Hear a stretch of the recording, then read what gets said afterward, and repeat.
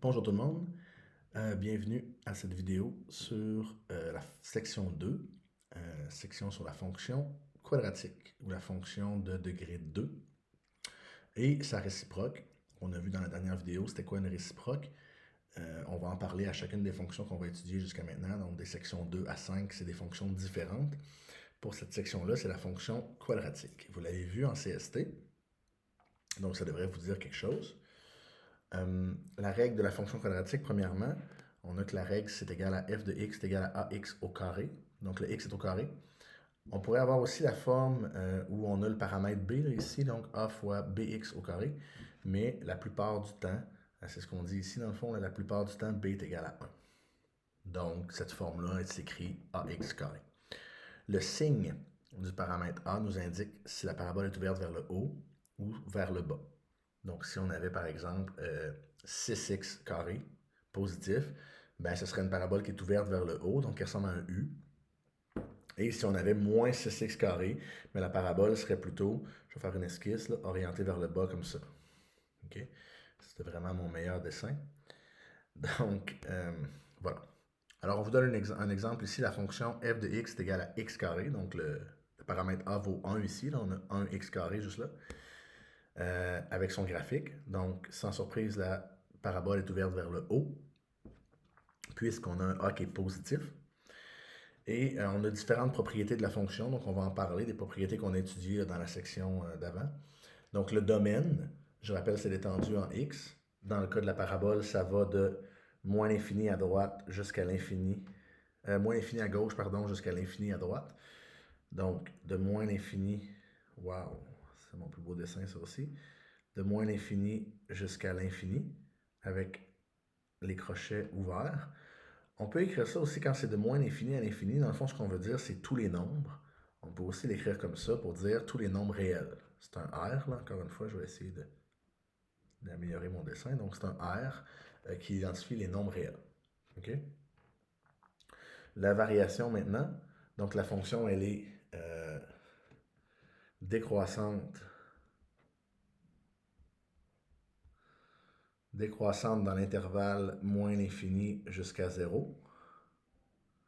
Hein, donc la portion, la portion ici, là, de moins l'infini jusqu'à 0, c'est décroissant. Et dans la portion de 0 jusqu'à l'infini, la deuxième portion, c'est croissant. Donc la fonction sera croissante ici de 0 jusqu'à l'infini. Comme ça. Donc décroissante de moins l'infini jusqu'à 0, croissante de 0 à l'infini. L'image de la fonction, ben, le plus bas que je vais en y, c'est 0, puis je monte jusqu'à l'infini, donc c'est de 0 à l'infini. Ça, c'est mon image. Je pourrais aussi écrire les réels positifs. Ça fonctionne aussi. Je pourrais écrire R+, ça veut dire les réels positifs, donc les nombres de 0 à l'infini. L'abscisse à l'origine, c'est 0, entre accolades, avec mes belles accolades. L'ordonnée à l'origine, c'est 0 aussi. Et les extrémums, ben mon maximum, il n'y en a pas. Donc, il n'y a pas de maximum parce que je monte jusqu'à l'infini. Et le minimum, c'est 0. 0, c'est la plus basse valeur que j'atteins en Y. Axe de symétrie, il y a des fonctions qui vont être symétriques, donc qui vont avoir l'air de la même chose à gauche et à droite, avec un axe de symétrie. Dans ce cas-ci, l'axe de symétrie, c'est x égale 0. Alors, si je trace la droite x égale à 0 ici, ça agit comme un axe de symétrie de ma fonction. Là, je l'ai mal placé, mais ce que je voulais faire, c'est ça, comme ça. Donc, un axe de symétrie de ma fonction. Donc, c'est symétrique à gauche et à droite de cet axe-là. Donc, il y a un axe de symétrie, x égale 0. Et finalement, le signe de ma fonction, mais ma fonction, elle est positive sur les réels. Donc, elle est positive tout le temps. Je pourrais dire de moins l'infini à l'infini, ou les réels. La fonction est toujours positive. En fait, il y a un moment où elle égale 0, mais 0, c'est à la fois positif et négatif, donc je peux l'écrire comme ça. Je pourrais aussi écrire que la fonction, elle est nulle à 0. Je pourrais rajouter ça, mais ce n'est pas nécessaire. Positif sur les réels, c'est bon. Donc ça, c'est les propriétés graphiques de ma fonction quadratique. OK? Là, on a étudié x carré, mais si on étudiait 8x carré, ce serait exactement la même chose. La seule différence, c'est si on étudiait une fonction où le a est négatif, là, elle serait orientée vers le bas. Donc, j'aurais des petits changements. J'aurais ma croissance-décroissance qui serait inversée. J'aurais un maximum à zéro, mais pas de minimum, etc. là. Mais je suis pas mal sûr que vous êtes capable de faire le transfert si vous vous imaginez la fonction orientée vers le bas à la place, là, la parabole. Trouver la règle maintenant d'une fonction quadratique à partir de certains points ou de ce qu'on a ou de ce qu'on vous donne comme valeur. Ce qu'on vous dit ici, c'est que soit à partir d'un graphique ou d'une table de valeurs, le seul objectif de la recherche de la règle d'une fonction quadratique, c'est de trouver la valeur de a parce que c'est le seul paramètre dans le fond. X carré, ça va toujours être là. Je vais avoir f de x est égal à quelque chose fois x carré. Donc, c'est le quelque chose que je cherche, le a. Okay? Pour le trouver, ce qu'il faut faire, c'est écrire la règle de ma fonction générale, qui est f de x est égal à ax carré, et remplacer x et y par un point que je connais, n'importe quel point que je connais, sauf 0, 0. 0, 0, c'est toujours mon sommet, puis lui, il ne m'aide pas à trouver ma fonction, mais n'importe quel autre. Par exemple, on donne la première ici, on vous donne une table de valeurs avec des données.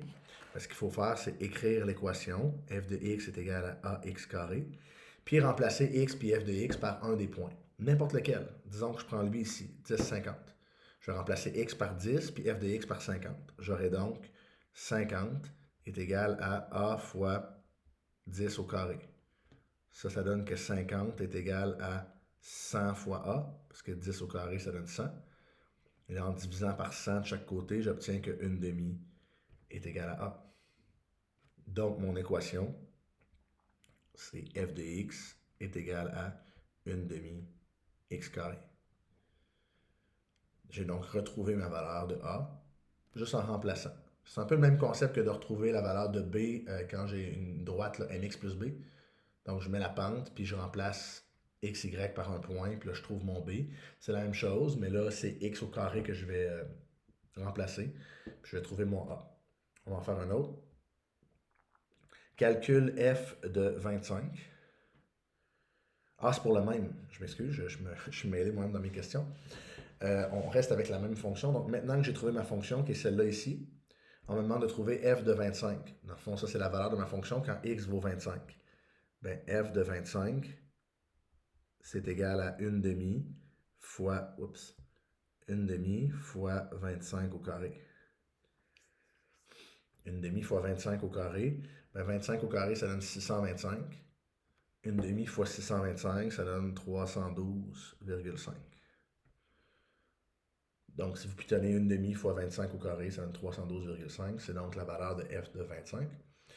Et que vaut x si f de x vaut 450? Bien, dans ce cas-là, c'est f de x que je remplace par 450. Puis là, je cherche ma valeur de x ici. Fait que c'est ça que je vais isoler. Première étape, j'ai mon 1 demi dont je vais me débarrasser ici en divisant par 1 demi de chaque côté. Fait que si je divise par 1 demi à gauche puis à droite, ça donne 900 qui est égal à x carré. Et là, pour me débarrasser du haut carré, je vais faire la racine de chaque côté. Donc, 30 est égal à x. Donc, c'est quand x vaut 30 que f de x vaut 450. Vous pouvez prendre le temps de réécouter ces morceaux de vidéo-là si vous trouvez que je suis allé vite. Essayez-en un exercice, prenez le temps de réécouter la vidéo, de voir les étapes que je fais. Mais essentiellement, là, il y a trois options. Soit que vous cherchez la règle. Dans ce cas-là, vous allez utiliser un couple que vous connaissez. Moi, j'avais pris 10-50. Puis à partir de l'équation générale, là, avec le A écrit dedans, vous allez remplacer, puis vous allez isoler le A. Une fois que vous avez la règle, après ça, je peux vous demander soit une valeur de x en vous donnant une valeur de f de x, ou une valeur de f de x en vous donnant une valeur de x. C'est un ou l'autre. Soit que je vous donne le y, je demande le x, soit que je donne le x, je demande le y. Alors, ça, c'est comment trouver le y quand je donne le x. Puis ça, c'est comment trouver le x quand je donne le y. Donc, prenez le temps de réécouter les morceaux. Ça devrait bien aller. On va jaser un petit peu maintenant de la réciproque. La réciproque d'une fonction quadratique, c'est deux fonctions racine carrée. En fait, c'est une relation racine carrée, mais pour que ce soit une fonction, on considère juste la racine positive, dans le fond.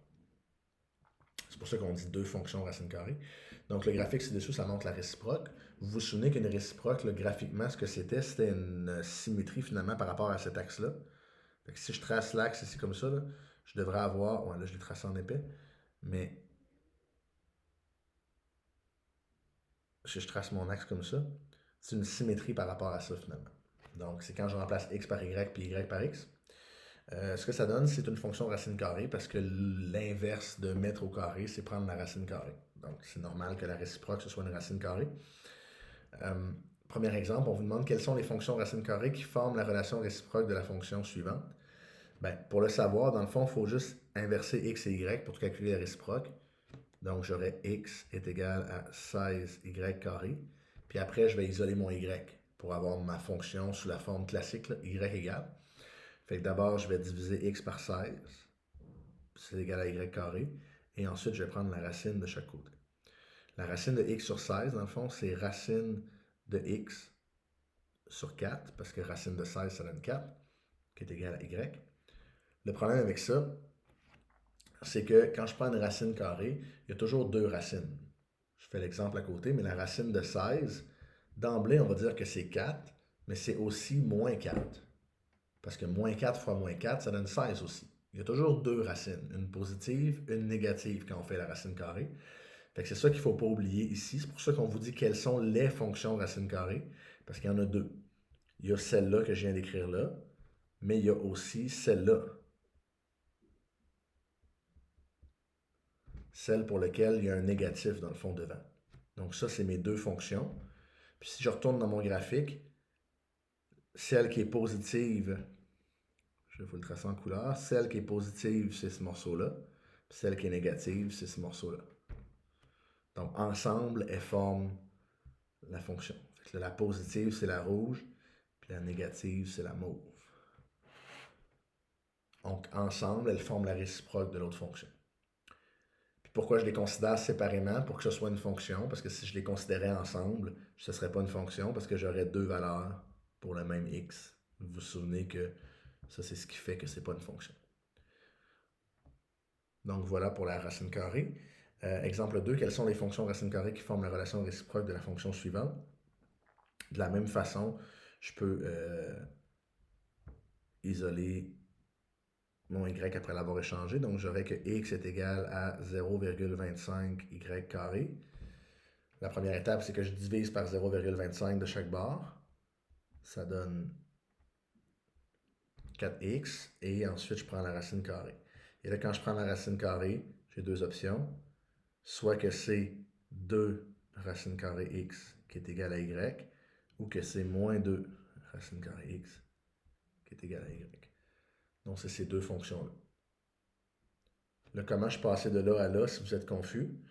Dans le fond, racine carrée de 4x, c'est la même chose que racine carrée de 4 fois racine carrée de x. Ces deux écritures-là sont équivalentes. Et racine carrée de 4, c'est 2. C'est pour ça que j'arrive à ça. Mais en fait, racine carrée de 4, c'est 2 ou moins 2. C'est pour ça que j'arrive avec deux options. Ici. Donc, c'est tout pour la fonction quadratique.